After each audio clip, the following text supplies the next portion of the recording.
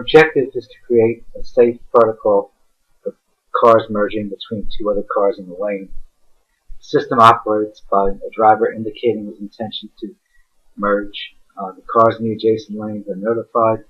They create a safe gap, and when the gap is safe, the driver is notified that it's safe to change lanes. And if conditions change, he's notified that it's no longer safe to change lanes. Guaranteeing that collaborative driving systems are safe is one of the most complex and important problems we have encountered. The cost of failure may be measured in human lives. In this project, we are managing complexity in three ways.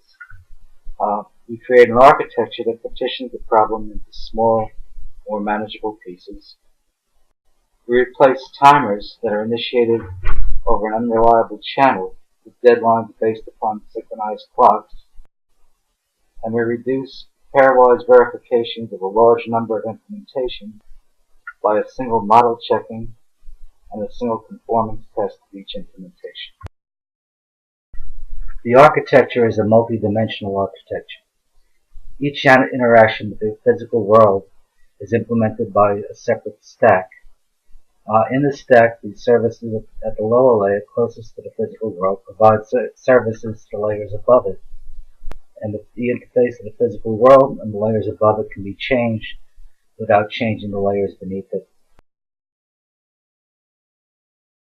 Time is a particularly important characteristic of collaborative driving systems.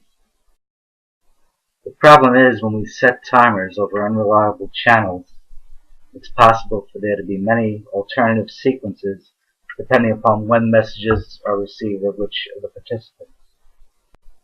This is normally handled in the real world by synchronizing clocks.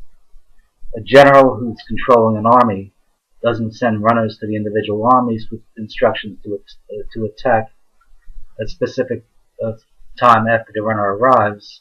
Instead, instructions are given to operate at a particular instant in time. By using synchronized clocks, we can simplify the operation of collaborative driving systems.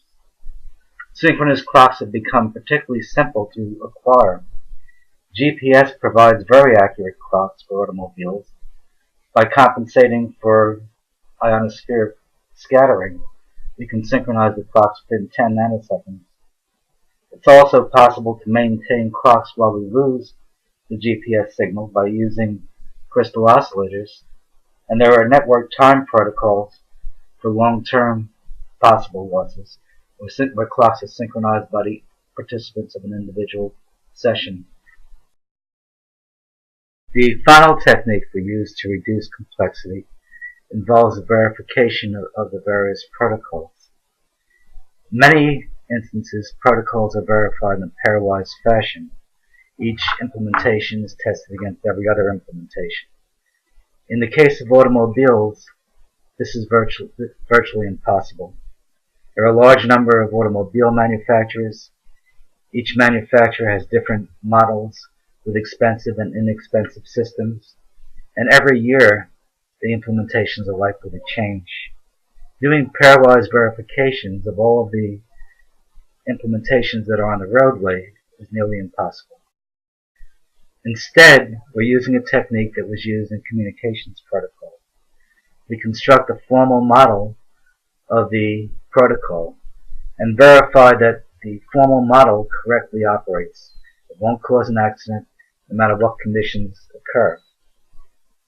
We verify the formal model using probabilistic verification, which guarantees that the probability that we haven't checked the path is less than any specified amount. We then test each implementation against the formal model. We guarantee that the implementation completely and accurately implements the model. And in doing that, we guarantee that all implementations which correctly implement the model will also correctly operate together.